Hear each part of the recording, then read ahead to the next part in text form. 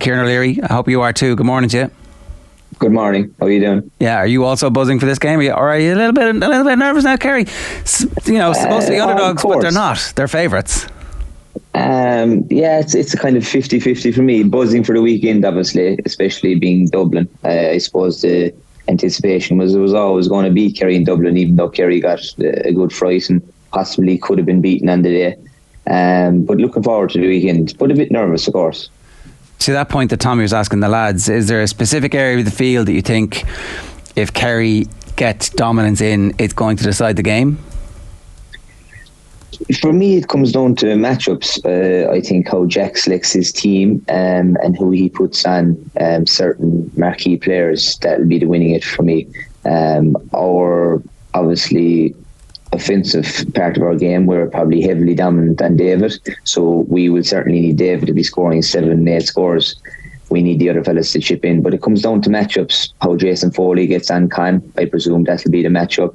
Even Pascal, presumably Graham will pick him up. There's a couple of key battles, and who comes out on top of those key battles, it'll be the winners for me, like, you know.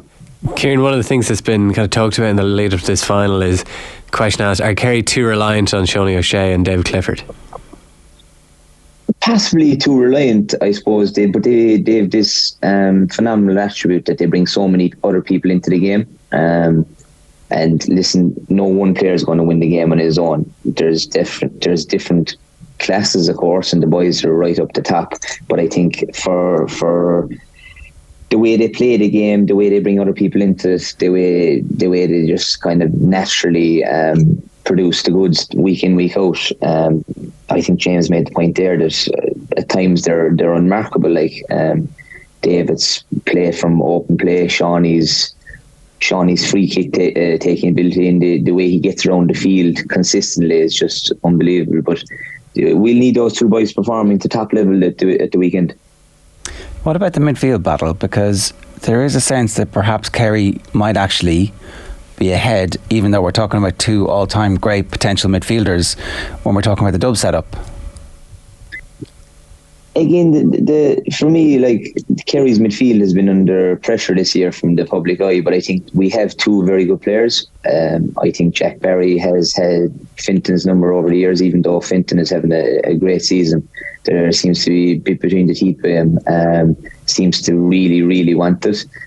I think Dublin want this game. I think they genuinely wanted Kerry, and I know Kerry wanted Dublin as well. It's like, from a public perspective, it's the game everyone wanted. But again, the midfield, I think we played Tyrone and everyone doubted Kerry's midfield, and Diarmuid O'Connor ended up getting the man of the match, and he's a fantastic young player, and again has a huge bearing in this game the weekend. I think offensively he could frighten them because he's big, strong, he can run. He's a very effective player once he's on his game, and I think he'll take stopping. But I think Barry will go on Fenton. That'll be a key matchup as well. Why is Jack Barry so good against Brian Fenton? I don't know, is it the focus aspect of it? Again, Jack is very athletic, aggressive, does the simple things well, but I think he's a focus point.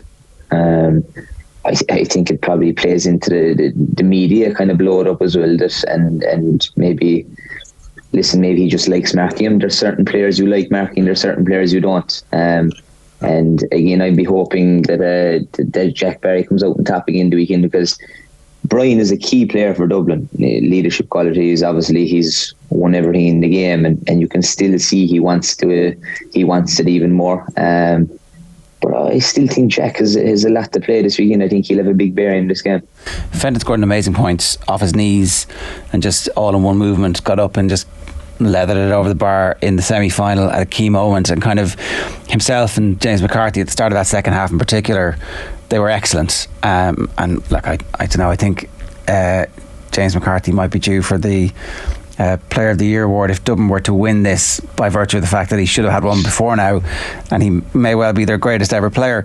So there's a lot in terms of their legacy on the line. But as you say, coming up against them, you've got a midfield pairing who've not quite won the public over just yet, despite the fact that they've done incredibly well against the supposed best midfield pairing in the country in the last two games.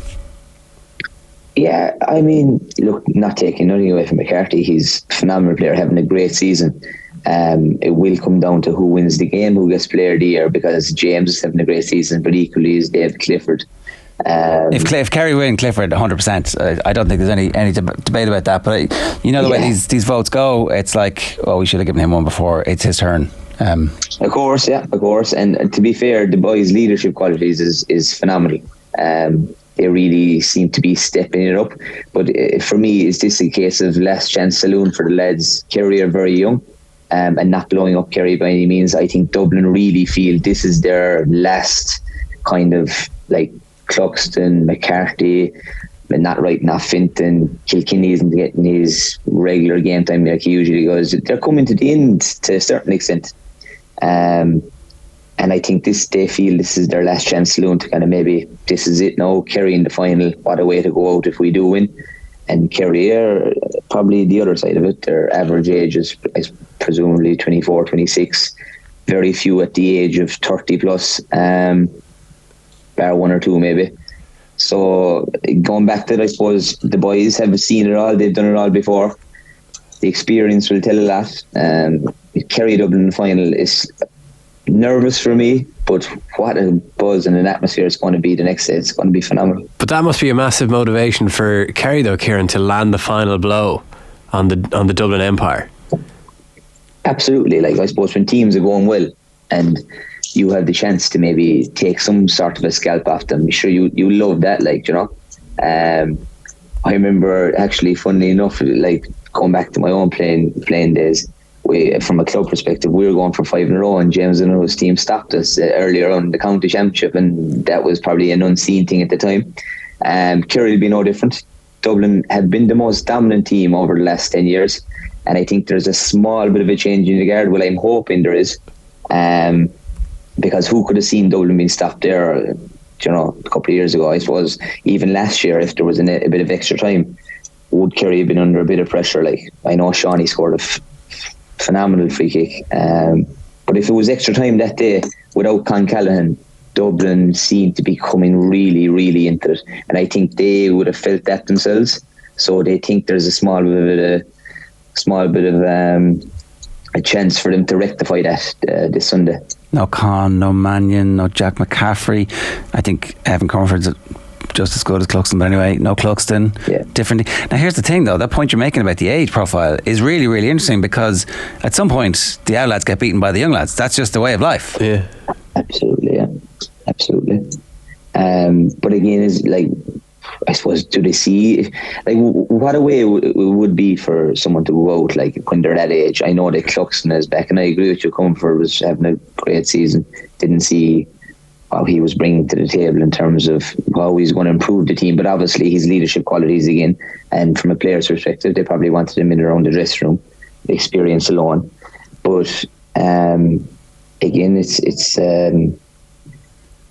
how Kerry kind of see them playing against these boys the weekend. They'll feel that this is the chance now to really quieten the Dubs, an opportunity to kind of, this is the changing of the guard.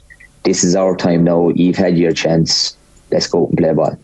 Because I initially thought, just and admittedly from kind of an amateur, slightly lazy perspective approaching this final, I always thought that, Kerry might find it, that Dublin would find it easier to motivate themselves in the kind of last dance territory. But as you've explained it there, Kieran, I think Kerry won't have any bother in kind of finding motivation to humble the Dubs, given all that context that you've explained there. I don't think so. I mean, like, listen, some of those Dublin players are some of the best to play the game, like, what they've achieved over the last number of years. And I think go through all the games throughout the year, the anticipation was at the start of the year, who's going to be in the Ireland final? Hopefully it's Kerry Dublin. Before the semi-finals, like, huge crowd at the Dublin game, not so huge at the Kerry game, but I suppose with travelling and the cost of living and the way the cost is for travelling for supporters, people genuinely thought it's going to be Kerry Dublin in the final. Let's wait for that weekend. That was the mentality by people. No, as I said, Kerry nearly got a fright. Derry were certainly confident pre-game. and deservedly so. They were very unlucky not to win that game that day. But I still think that's a great sign of a team winning whilst having a lot to improve on. And that's the way Kerry would have probably approached this game. They know they have to improve to beat the Dubs. Are both teams going really well? They're going okay. They're going okay. Have they been tested? Kerry have been beaten by Mayo. Should have been beaten by Derry. What have Dublin played really? Monaghan put on a good show for definite. Could have possibly got something out of it if you refereeing decisions or if they took one or two more chances. But again, at the end of the day, it's Kerry Dublin. Yeah, I think that's true, and I think that Dublin struggled against Roscommon, struggled twice, but not a third time against Kildare, and they don't feel like they're fully formed or they've fully expressed themselves just yet, and maybe they don't get to that point at all this season. Tommy's been making the point on the Football Pod about the 2019 replay and the relevance on this game. It was basically a bunch of kids versus the old stagers of Dublin, and the only changes in the team since are David Moore and Gavin Crowley are gone from Kerry and Johnny Cooper's gone from the Dubs, but it's basically the same panels. And obviously that's a long time. That's a lot of hours in the gym, strengthening of resolve and physicality from Kerry, whereas age is catching up on the Dubs. We were talking before, who do you think is going to win? I was like, I think Dublin are going to win. But I think you're kind of convincing me here, Kieran, that the rising sap of Kerry is the one that's going to engulf the Dubs this weekend. Yeah, well, I don't want to put too much pressure on them. I mean, at the end of the day, I find it hard myself to call it. I think it's going to be 50-50. I think, as I said, key matchups are going to be that's going to be the winning, losing the game. And obviously, your big performers, you need them to play well. Like, we need Jason Foley to play well in Cloncalan if that's the matchup. Dublin have a huge task in order how and who's going to mark David Clifford once the supply of ball as well is going into them. I suppose the other side of it, experience is a big thing, but again, it's going to be the bench. Jack is going to 55 minutes to play. If we're leading by a point or losing by a point, I think he'll be happy enough. Run the couple of bench, make a bench that's going to make a ferocious impact and really finish the game strong.